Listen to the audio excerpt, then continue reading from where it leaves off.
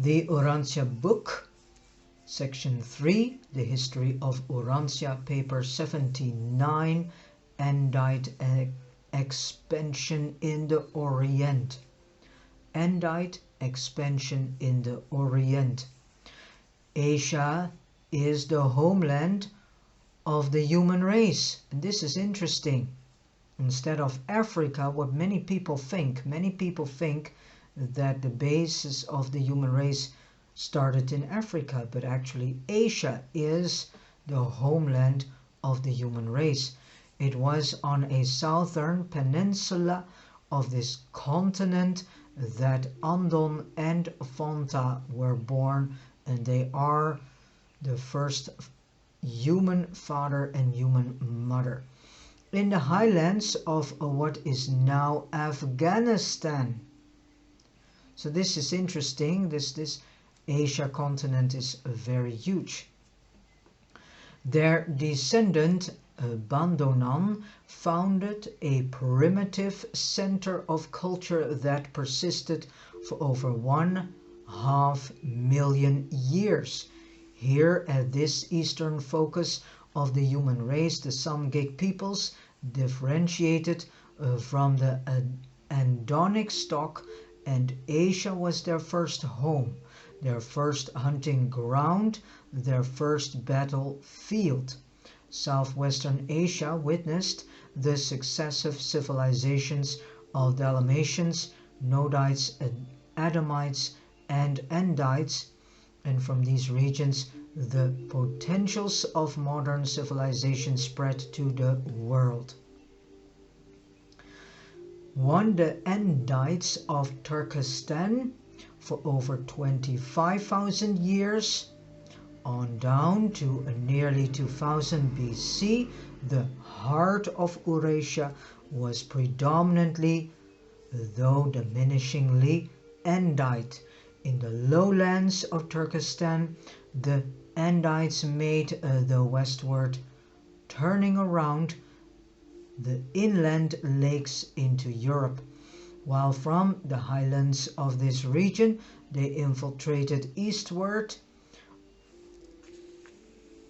eastern Turkestan, Sinkiang, and to a lesser extent Tibet, were the ancient gateways through which these peoples of Mesopotamia penetrated the mountains to the northern lands of the Yellow Man. The Andite infiltration of India proceeded from the Turkestan highlands into the Punjab, and from the Iranian grazing lands through Baluchistan. These earlier migrations were in no sense conquests. They were rather the continual drifting of the Andite tribes into Western India and China. For almost 15,000 years, centers of mixed Andite culture persisted in the basin of the Tarim River in Sinkiang, and to the south in the highland regions of Tibet, where the Andites and Andonites had extensively mingled. The Tarim Valley was the easternmost outpost of the true Andite culture. Here they built their settlements and entered into trade relations with the progressive Chinese to the east and with the Andonites to the north. In those days, the Tarim region was a fertile land. The rainfall was plentiful. To the east, the Gobi was an open grassland where the herders were gradually turning to agriculture. This civilization perished when the rain winds shifted to the southeast, but in its day it revealed Mesopotamia itself. Or better said, it rivaled Mesopotamia itself. That was the sentence. By 1000 BC, the slowly increasing aridity of the highland regions of Central Asia began to drive the Andites to the river bottoms and the seashores. This increasing drought not only drove them to the valleys of the Nile, Euphrates, Indus, and Yellow rivers, but it produced a new development in Andite civilization, a new class of men. The traders began to appear in large numbers. When climatic conditions made hunting unprofitable for the migrating Andites, they did not follow the evolutionary course of the older races by becoming herders. Commerce and urban life made their appearance. From Egypt through Mesopotamia and Turkestan to the rivers of China and India, the more highly civilized tribes began to assemble in cities devoted to manufacture and trade. Adonia became the Central Asian commercial metropolis, being located near the present city of Ashgabat. Commerce in stone, metal, wood, and pottery was accelerated on both land and water, but ever-increasing drought gradually brought about the great Andite exodus from the lands south and east of the Caspian Sea. The tide of migration began to veer from northward to southward, and the Babylonian cavalrymen began to push into Mesopotamia. Increasing aridity in Central Asia further operated to reduce population and to render these peoples less warlike, and when the diminishing rainfall to the north forced the nomadic Andonites southward, there was a tremendous exodus of Andites from Turkestan. This is the terminal movement of the so-called Aryans into the Levant and India. It culminated that long dispersal of the mixed descendants of Adam, during which every Asiatic and most of the island peoples of the Pacific were to some extent improved by these superior races. Thus, while they dispersed over the eastern hemisphere, the Andites were dispossessed of their homelands in Mesopotamia and Turkestan, for it was this extensive southward movement of Andonites that diluted the Andites in Central Asia nearly to the vanishing point. But even in the 20th century after Christ, there are traces of Andite blood among the Turanian and Tibetan peoples, as is witnessed by the blonde types occasionally found in these regions. The early Chinese annals record the presence of the red-haired nomads to the north of the peaceful settlements of the Yellow River, and there still remain paintings which faithfully record the presence of both the blonde Andite and the brunette Mongolian types in the Tarim Basin of long ago. The last great manifestations of the submerged military genius of the Central Asiatic Andites was in AD 1200, when the Mongols under Genghis Khan began the conquest of the greater portion of the Asiatic continent, and like the Andites of old, these warriors proclaimed the existence of one God in heaven. The early breakup of their empire long delayed cultural intercourse between Occident and Orient and greatly handicapped the growth of the monotheistic concept in Asia. 2. The Andite conquest of India. India is the only locality where all the Urantia races were blended the Andite invasion, adding the last stock. So now we get a deeper understanding of why the races, the human races in India, are so tremendously under a huge attack constantly.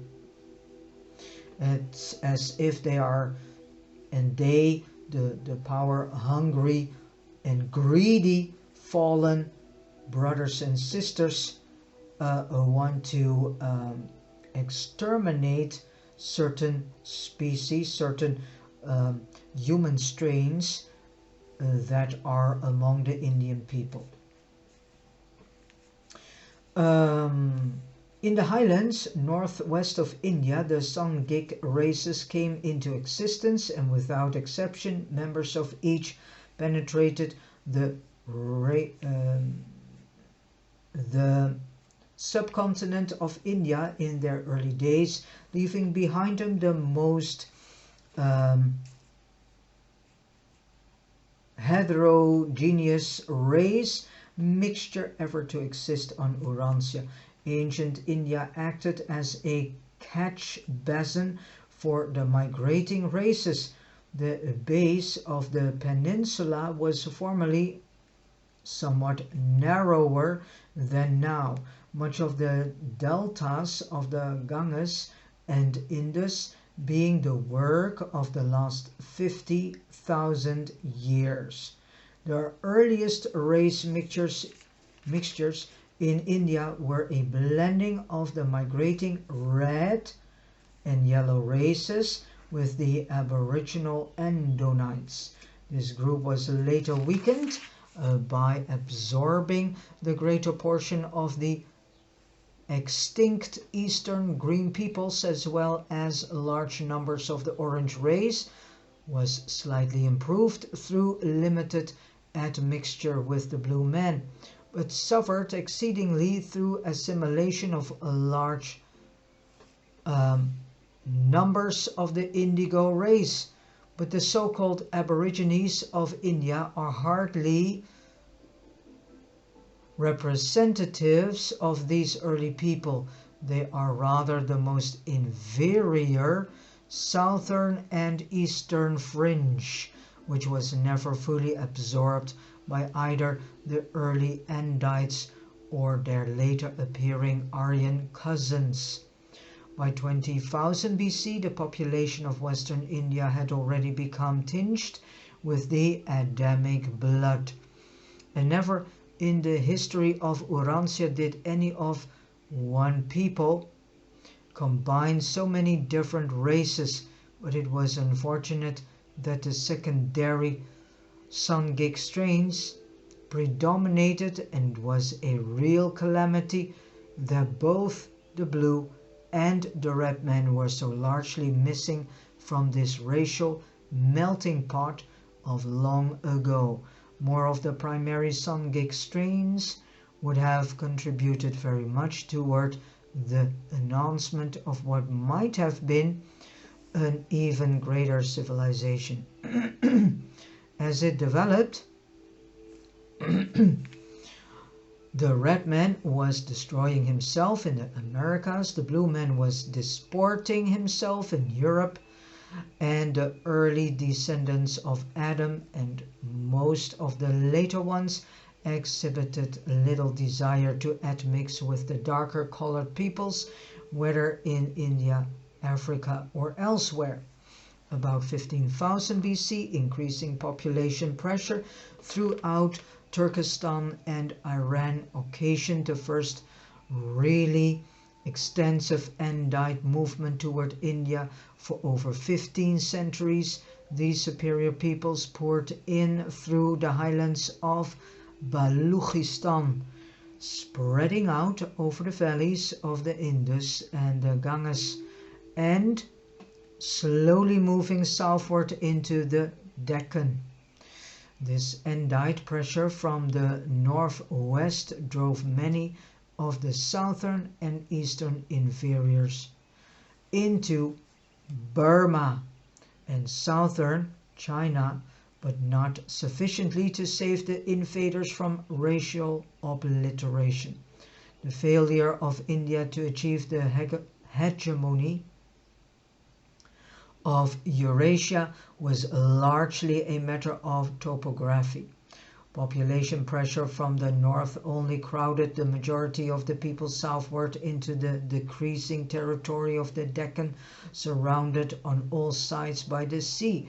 Had there been adjacent lands for immigration, then would the inferiors have been crowded out in all directions, and the superior stocks would have achieved a higher civilization, as it was these earlier Andite conquerors made a desperate attempt to preserve their identity and stem the tide of racial engulfment by the establishment of rigid restrictions regarding intermarriage. Nonetheless, the Andites had become submerged by 10,000 BC, but the whole mass of people had been markedly improved by this absorption.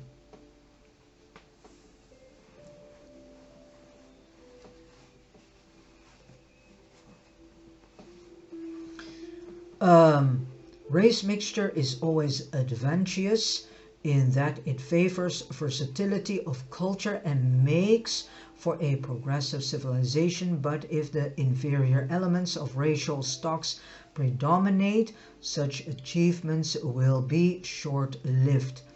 A polyglot culture can be preserved only if the superior stocks reproduce themselves in a safe margin over the inferior. Unrestrained multiplication of inferiors with decreasing reproduction of superiors is unfailingly suicidal of cultural civilization. Had the Andite conquerors been in numbers 3 times what they were, or had they driven out or destroyed the least desirable third of the mixed orange, green, indigo inhabitants, then would India have become one of the world's leading centers of cultural civilization, and undoubtedly would have attracted more of the later waves of Mesopotamians that flowed into Turkestan and thence northward to Europe. And then 3, Dravidian India. The blending of the Andite conquerors of India with the native stock eventually resulted in that mixed people, which had been called Dravidian. The earlier and purer Dravidians possessed a great capacity for cultural achievement, which was continuously weakened as their Andite inheritance became progressively attenuated. And this is what doomed the budding civilization of India almost 12,000 years ago, but the infusion of even this small amount of the blood of Adam produced a marked acceleration in social development. This composite stock immediately produced the most versatile civilization then on Earth. What I now get in my mind is that it could be that these power-hungry, evil, darkened, cold-hearted, fallen brothers and sisters whom are completely lost from life, God, light, and so on, that they are making their attempts by also doing these chemtrails and the poisoning of the food and the weaponizing of food to destroy the Adamic life plasm in each one of us.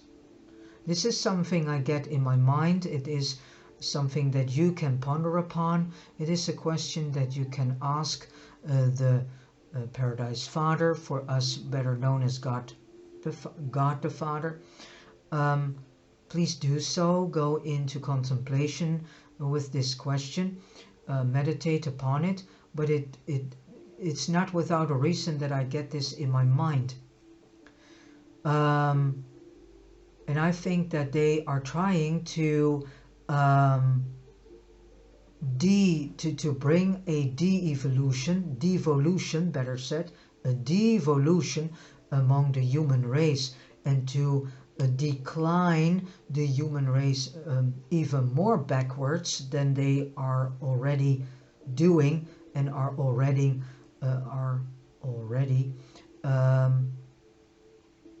in, because the human race is in a certain way in a decline. And I get this in my mind, and probably they are trying to destroy the Adamic life plasm from each one of us, because they don't have this.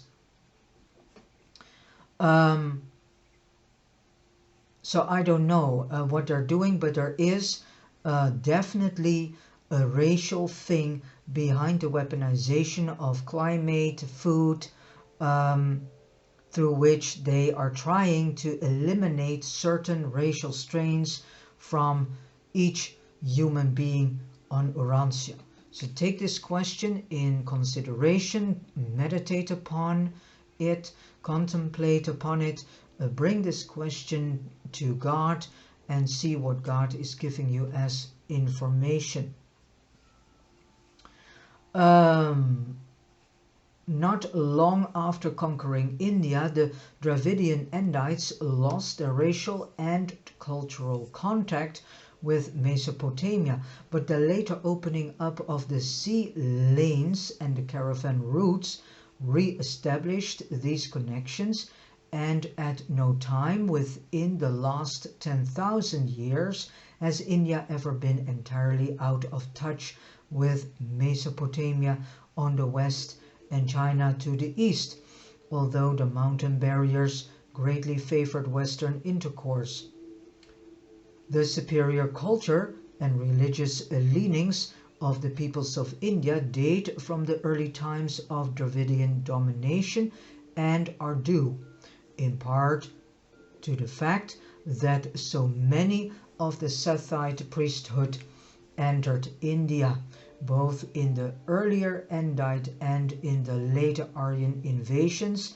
The thread of the monotheism running through the religious history of India thus stems from the teachings of the Adamites in the Second Garden as early as 16,000 BC. A company of 100 Scythite priests entered India and very nearly achieved the religious conquest of the western half of that polyglot people, but their religion did not persist. Within 5,000 years, their doctrines of the Paradise Trinity had degenerated into the triune symbol of the so-called fire god. But for more than 7,000 years, down to the end of the Andite migrations, the religious status of the inhabitants of India was far above that of the world at large. During these times, India bid fair to produce the leading cultural, religious, philosophic, and commercial civilization of the world. So India has been a very, for quite some time, a very important center in the world.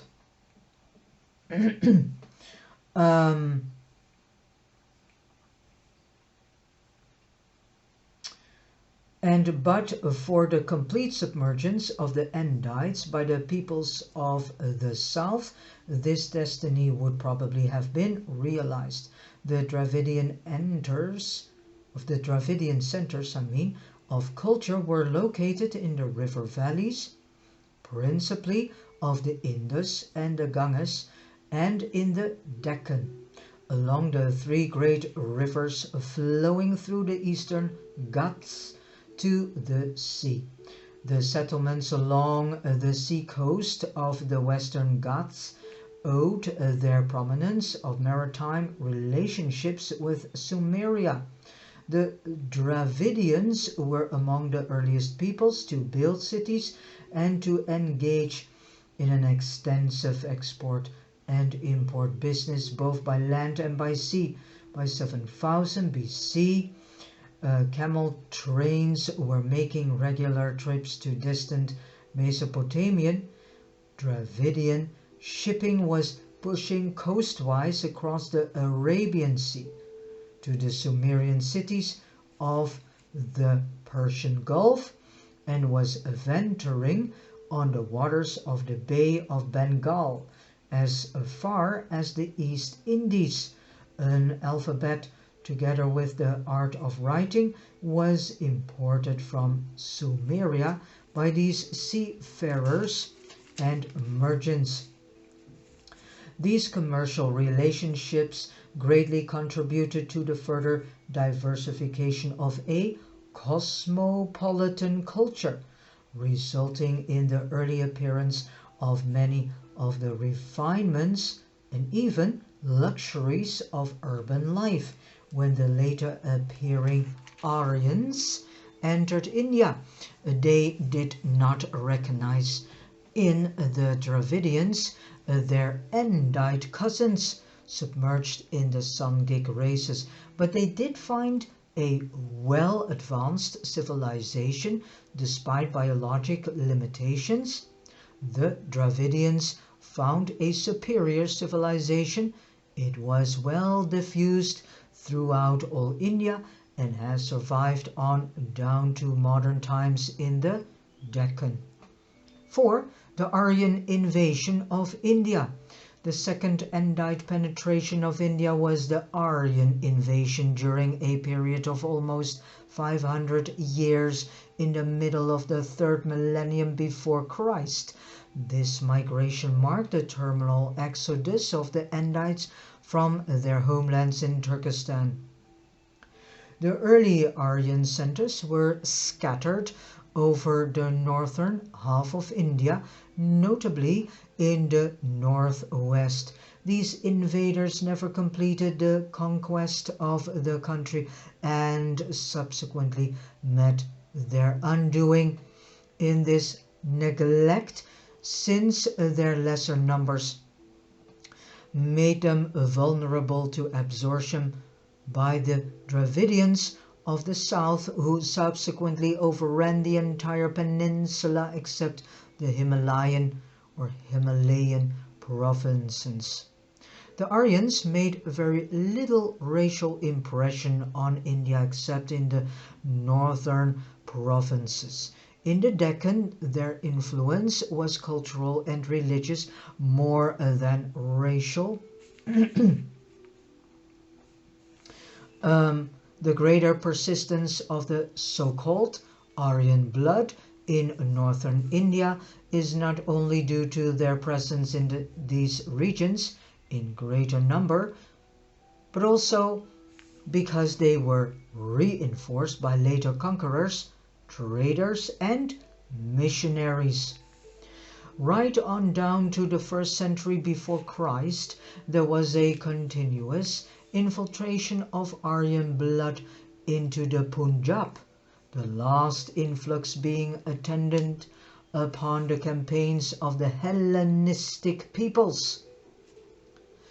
On the Gangetic plain, Aryan and Dravidian eventually mingled to produce a high culture, and this center was later reinforced by contributions from the northeast, coming from China.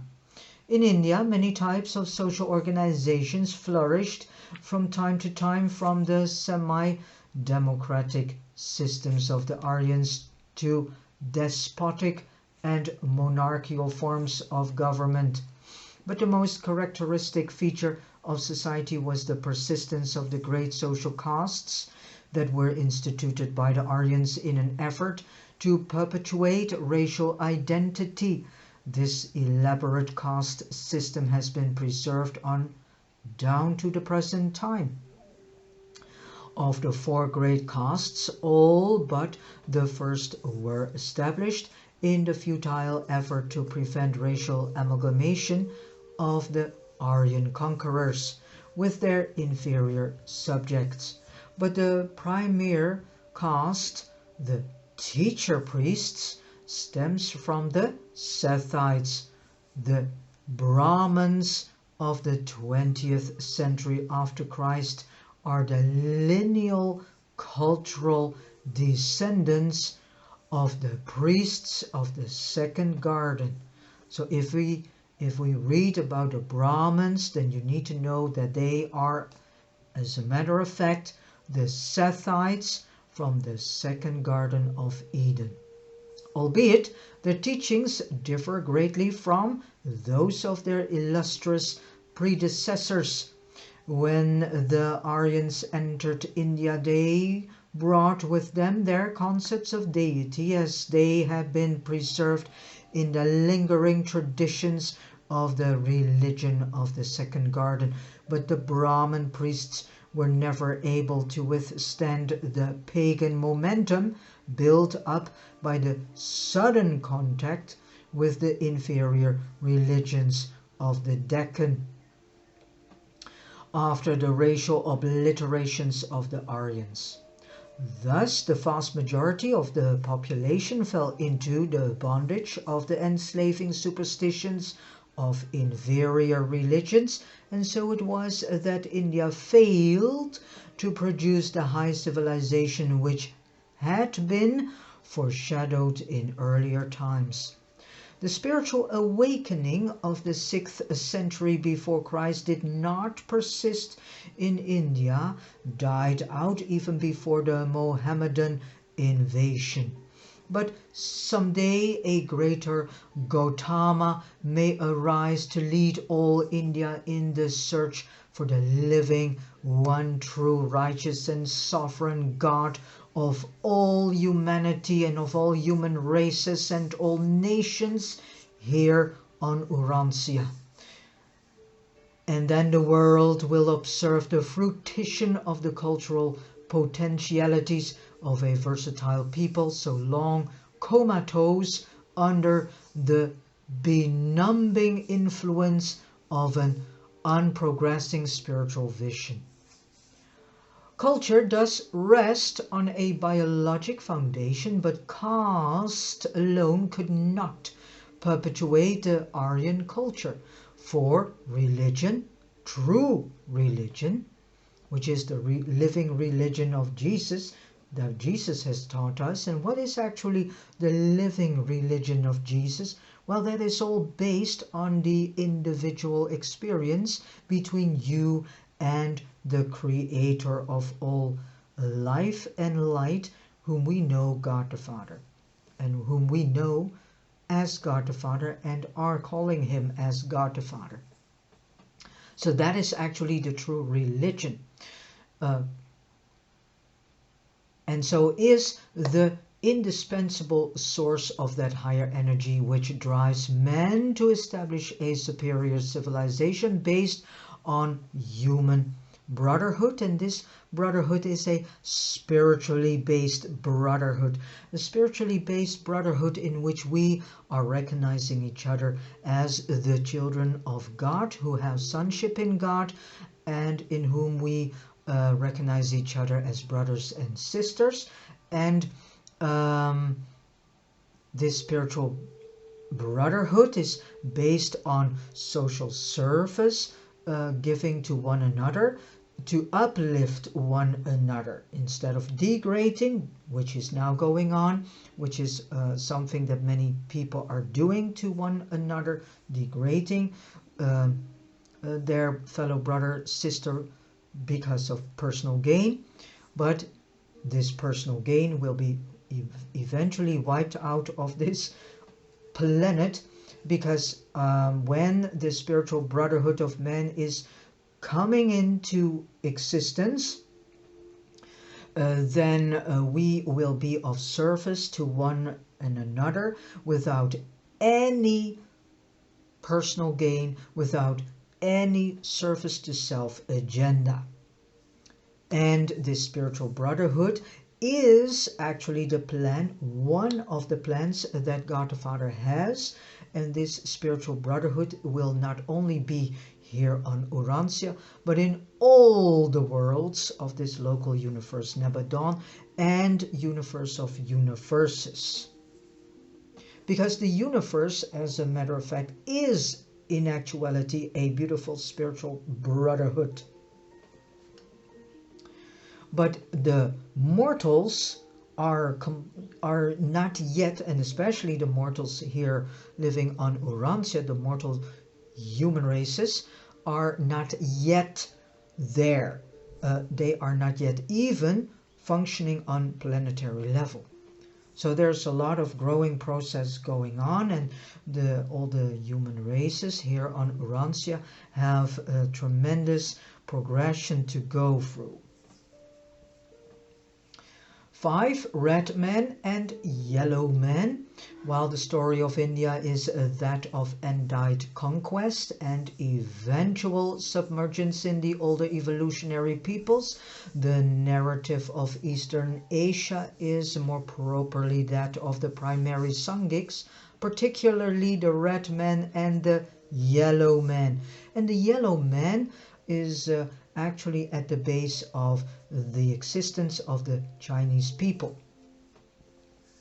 These two races largely escaped that admixture with the debased Neanderthal strain, which so greatly retarded the blue men in Europe, thus preserving the superior potential of the primary Sangik type. And notice that the Neanderthal strain is still alive and kicking. There are still people born with Neanderthal features. While the early Neanderthalers were spread out over the entire breadth of Eurasia, the eastern wing was the more contaminated with debased animal strains. These subhuman types were pushed south by the fifth glacier, the same ice sheet which so long blocked Sangik migration into Eastern Asia. And when the red man moved northeast around the highlands of India, he found northern Asia free from these subhuman types. The tribal organization of the red races was formed earlier than that of any other peoples, and they were the first to migrate from the Central Asian focus of the Sangiks. The inferior Neanderthal strains were destroyed or driven off the mainland by the later migration and migrating yellow tribes. But the red men had reigned supreme in Eastern Asia for almost 100,000 years before the yellow tribes arrived. More than 300,000 years ago, the main body of the yellow race entered China from the south as coastwise migrants. Each millennium they penetrated farther and farther inland, but they did not make contact with their migrating Tibetan brethren until comparatively recent times.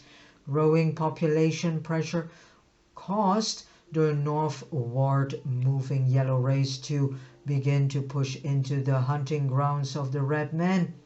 This encroachment, coupled with natural racial antagonisms, culminated in increasing hostilities, and thus began the crucial struggle for the fertile lands of Farther Asia.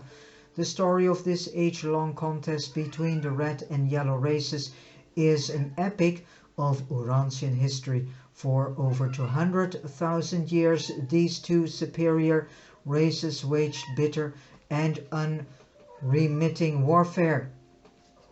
In the earlier struggles, the red men were generally successful, the raiding parties spreading havoc among the yellow settlements, but the yellow man was an apt pupil in the art of warfare.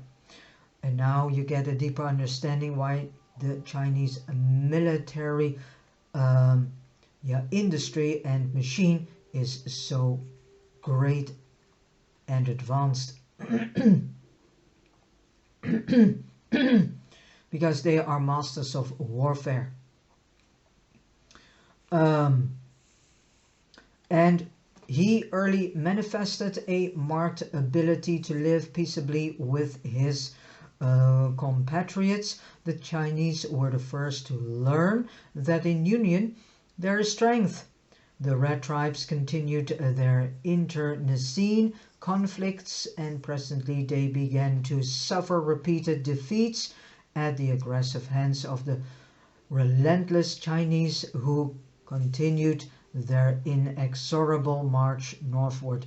And so the Red Men never came to the understanding to couple themselves as groups and to go into warfare with the yellow race as a group instead of individuals.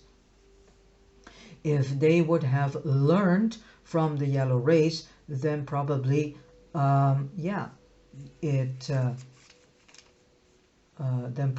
they would still exist in some areas of China. 100,000 years ago, the decimated tribes of the Red race were fighting with their backs to the retreating ice of the last glacier, and when the land passage to the west over the Bering Isthmus became passable, these tribes were not slow in forsaking the inhospitable shores of the Asiatic continent. It is 85,000 years since the last of the pure red men departed from Asia, but the long struggle left its genetic imprint upon the victorious yellow race. The northern Chinese peoples, together with the Andonite Siberians, assimilated much of the red stock and were in considerable measure benefited thereby. The North American Indians never came in contact with even the Andite offspring of Adam and Eve, having been dispossessed of their Asiatic homelands some 50,000 years before the coming of Adam and Eve. During the age of Andite migrations, the pure red strains were spreading out over North America as nomadic tribes, hunters who practiced agriculture to a small extent.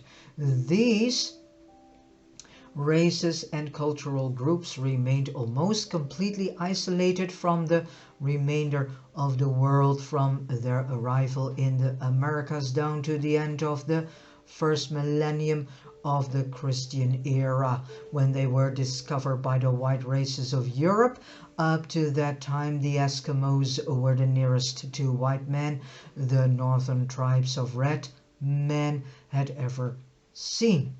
The red and the yellow races are the only human stocks that ever achieved a high degree of civilization apart from the influences of the Andites. The oldest Amerindian culture was the Onamonalonton Center in California, but this had long since vanished by 35,000 BC. In Mexico, Central America, and in the mountains of South America, the later and more enduring civilizations were founded by a race predominantly red, but containing a considerable admixture of the yellow, orange, and blue. These civilizations were evolutionary products of the Sangiks, notwithstanding that traces of Andite blood reached Peru, excepting the Eskimos in North America and a few Polynesian Andites in South America. The peoples of the peoples of the Western Hemisphere, had no contact with the rest of the world until the end of the first millennium after Christ. In the original Melchizedek plan for the improvement of the Urantia races, it had been stipulated that 1 million of the improvement, that 1 million of the pure line descendants of Adam should go to upstep the red men of the Americas. But this did not really happen on a great scale. Some of them got a piece of the Adamic life blossom, but the majority didn't got it. 6. Dawn of Chinese civilization. Some time after driving the red men across to North America, the expanding Chinese cleared the Andonites from the river valleys of Eastern Asia, pushing them north into Siberia and west into Turkestan, where they were soon to come in contact with the superior culture of the Andites in Burma and the peninsula of Indochina. The cultures of India and China mixed and blended to produce the successive civilizations of those regions. Here, the vanished green race has persisted in larger proportions than anywhere else in the world. Many different races occupied the islands of the Pacific. In general, the southern and then more extensive islands were occupied by peoples carrying a heavy percentage of green and indigo blood. The northern islands were held by Andonites and later on by races embracing large proportions of the yellow and red stocks. The ancestors of the Japanese people were not driven off the mainland until 12,000 BC, when they were dislodged by a powerful southern coastwise thrust of the northern Chinese tribes. Their final exodus was not so much due to population pressure as to the initiative of a chieftain whom they came to regard as a divine personage.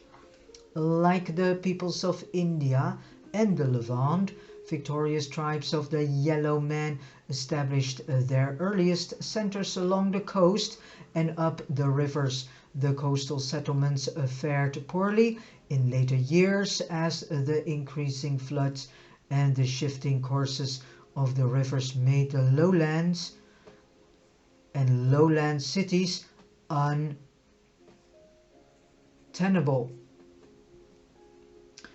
20,000 years ago, the ancestors of the Chinese had built up a dozen strong centers of primitive culture and learning, especially along the Yellow River and the Yangtze. And now these centers began to be reinforced by the arrival of a steady stream of superior blended peoples from the Sinkiang and Tibet. The migration from Tibet to the Yangtze Valley was not so extensive as in the north, neither were the Tibetan centers so advanced as those of the Tarim Basin, but both movements carried a certain amount of Andite blood eastward to the river settlements. The superiority of the ancient yellow race was due to the four great factors. 1. Genetic.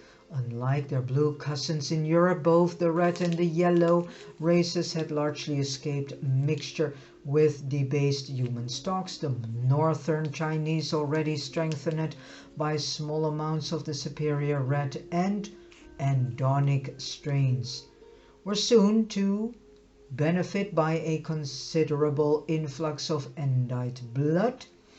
The southern Chinese did not fare so well in this regard, and they had long suffered from absorption of the green race, while later on they were to be further weakened by the infiltration of the swarms of inferior peoples crowded out of India by the Dravidian Andite invasion.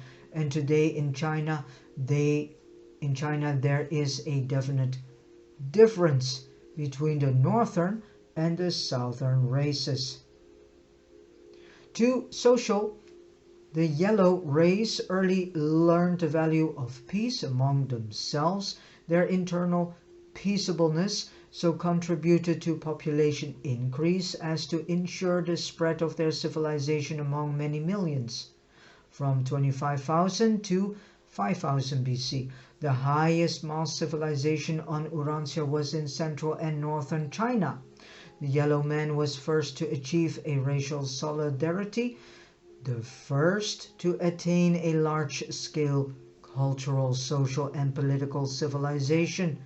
The Chinese of 15,000 BC were aggressive militarists. They had not been weakened by an over-reverence for the past, and numbering less than 12 million, they formed a compact body speaking a common language.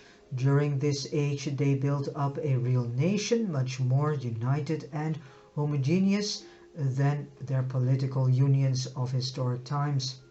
3. Spiritual. During the age of Andite migrations, the Chinese were among the more spiritual peoples of earth. Long adherence to the worship of the One Truth, proclaimed by Singleton, kept them ahead of most of the other races. The stimulus of a progressive and advanced religion is often a decisive factor in cultural development, as India languished. So China forged ahead under the invigorating stimulus of a religion in which truth was enshrined as the supreme deity. This worship of truth was provocative of research and a fearless exploration of the laws of nature and the potentials of mankind. The Chinese of even 6,000 years ago were still keen students and aggressive in their pursuit of truth. And then the fourth group, or the fourth influence, is geographic. China is protected by the mountains to the west and the Pacific to the east. Only in the north is the way open to attack, and from the days of the Red Man to the coming of the later descendants of the Andites, the north was not occupied by any aggressive race. And but for the mountain barriers and the later decline in spiritual culture, the yellow race undoubtedly would have attracted to itself the larger part of the Andite migrations from Turkestan, and unquestionably would have quickly dominated world civilization. 7. The Andites enter China. About 15,000 years ago, the Andites in considerable numbers were traversing the pass of Titao and spreading out over the upper valley of the Yellow River among the Chinese settlements of Kansu. Presently, they penetrated eastward to Honan, where the most progressive settlements were situated. This infiltration from the west was about half Andonite and half Andite. The northern centers of culture along the Yellow River had always been more progressive than the southern settlements on the Yangtze. Within a few thousand years after the arrival of even the small numbers of these superior mortals, the settlements along the Yellow River had forged ahead of the Yangtze villages and had achieved an advanced position over their brethren in the south, which has ever since been maintained. It was not that there were so many of the Andites, nor that their culture was so superior, but amalgamation with them produced a more versatile stock. The northern Chinese received just enough of the Andite strain to mildly stimulate their innately able minds, but not enough to fire them with the restless exploratory curiosity so characteristic of the northern white races. This more limited infusion of Andite inheritance was less disturbing to the innate stability of the Sangik type. The later waves of Andites brought with them certain of the cultural advances of Mesopotamia.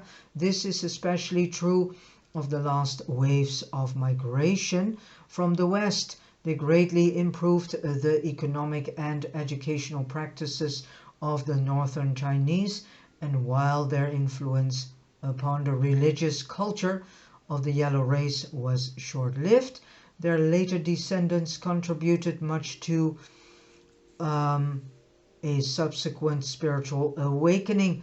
But the Andite traditions of the beauty of Eden and Dalmatia did influence Chinese traditions.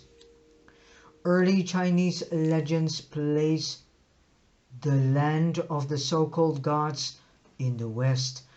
The Chinese people did not begin to build cities and engage in manufacture until after 10,000 BC.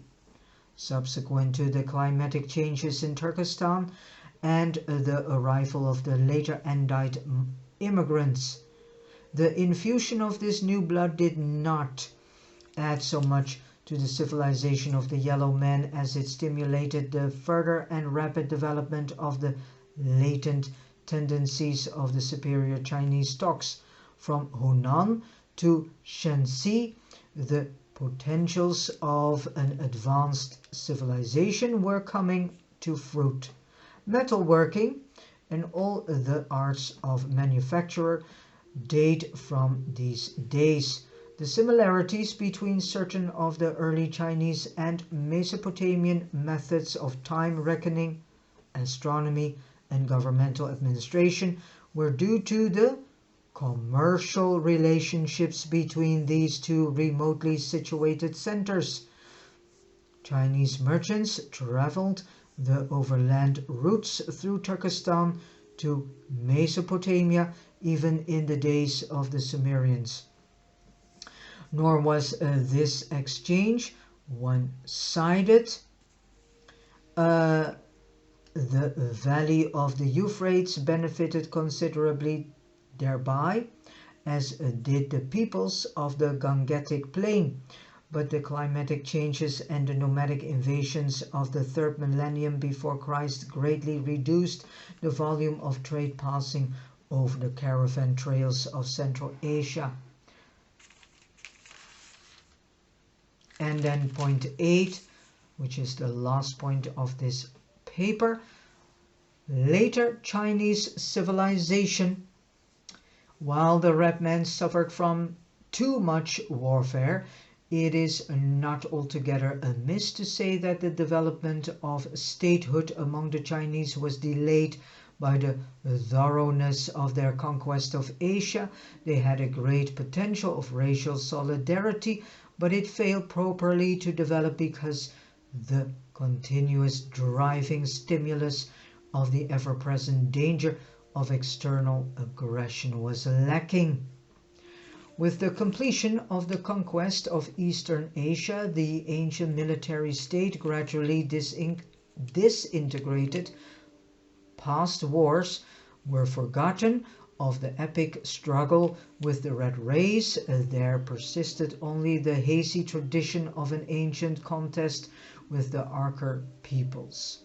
The Chinese early turned to agricultural pursuits, which contributed further to their Pacific tendencies, while a population well below the land-man ratio for agriculture still further contributed to the growing peacefulness of the country.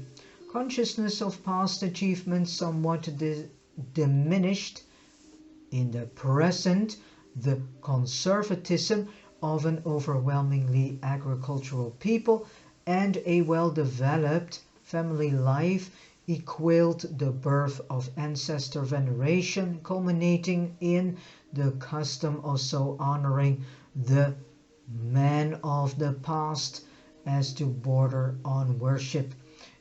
A very similar attitude prevailed among the white races in Europe for some 500 years following the disruption of Greco-Roman civilization. The belief in and worship of the one truth as taught by Singleton never entirely died out.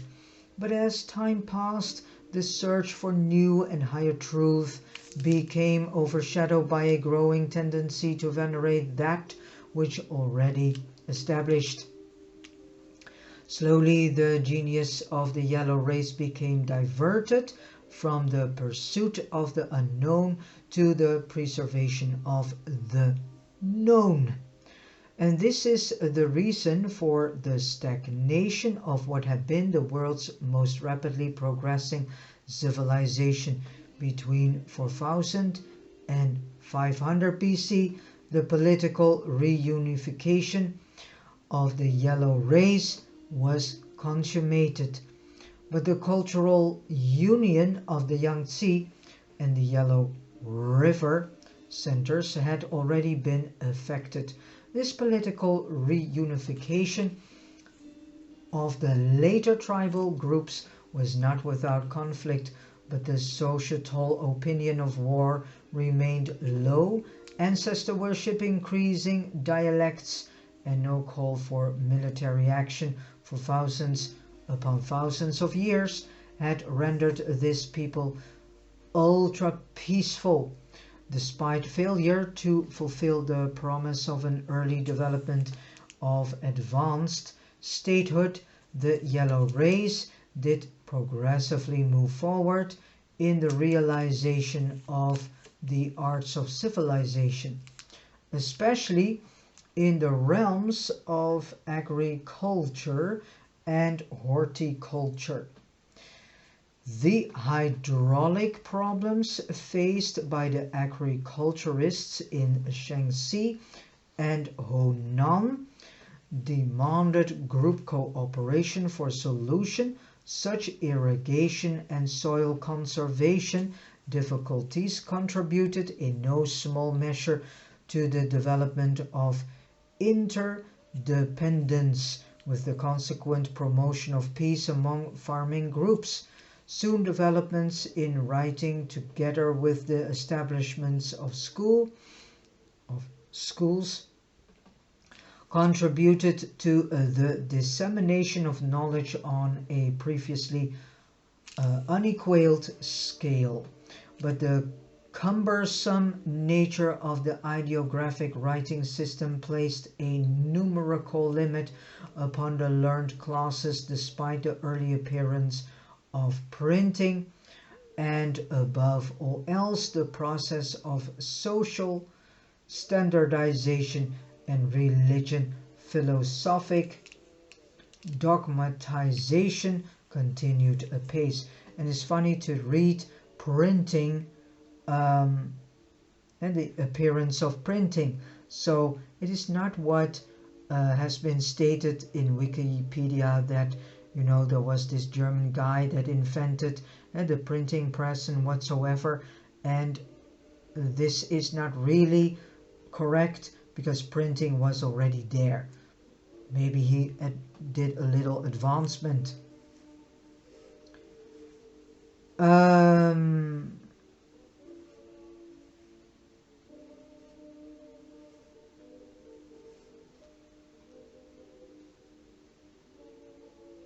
The religious development of ancestor veneration became further complicated by a flood of superstitions involving nature worship. but lingering vestiges of a real concept of the one true living God remained preserved in the imperial worship of Shangti. The great weakness of ancestor veneration is that it promotes a backward-looking philosophy. However wise it may be to glean wisdom from the past, it is folly to regard the past as the exclusive source of truth. Well, the biggest source of truth is the one true living God himself. Truth is relative and expanding. It lives always in the present, achieving new expression in each generation of men, even in each human life. The great strength in a veneration of ancestry is the value that such an attitude places upon the family. The amazing stability and persistence of Chinese culture is a consequence of the paramount position accorded the family, for civilization is directly dependent on the effective functioning of the family, and in China the family attained a social importance, even a religious significance, approached by few other peoples. The filial devotion and family loyalty exacted by the growing cult of ancestor worship ensured the building up of superior family relationships and of enduring family groups, all of which facilitated the following factors in the preservation of civilization. One is conservation of property and wealth. Two is pulling off the experience of more than one generation. And three is efficient education of children in the arts and sciences of the past. And four, development of a strong sense of duty, the announcement of morality, and the augmentation of ethical sensitivity. The formative period of Chinese civilization, opening with the coming of the Andites, continues on down to the great ethical, moral, and semi-religious awakening of the 6th century before Christ. And Chinese tradition preserves the hazy record of the evolutionary past, the transition from mother to father family, and thus the transition from a peace and patient, loving, and nurturing to a more warrior type of family setting and establishment. The establishment of agriculture, the development of architecture, the initiation of industry, all these are successively narrated, and this story presents with greater accuracy than any other similar account the picture of the magnificent ascent of a superior people from the levels of barbarism. During this time, they passed from a primitive agricultural society to a higher social organization, embracing cities, manufacture, metalworking, commercial exchange, government, writing, mathematics, art, science, and printing. And so the ancient civilization of the yellow race has persisted down through the centuries. It is almost 40,000 years since the first important advances were made in Chinese culture, and though there have been many retrogressions, the civilization of the sons of Han, the Han dynasty, comes the nearest of all to presenting an unbroken picture of continual progression right on down to the times of the 20th century. The mechanical and religious developments of the white races have been of a high order, but they have never excelled the Chinese in family loyalty, group ethics, or personal morality. This ancient culture has contributed much to human happiness. Millions of human beings have lived and died blessed by its achievements.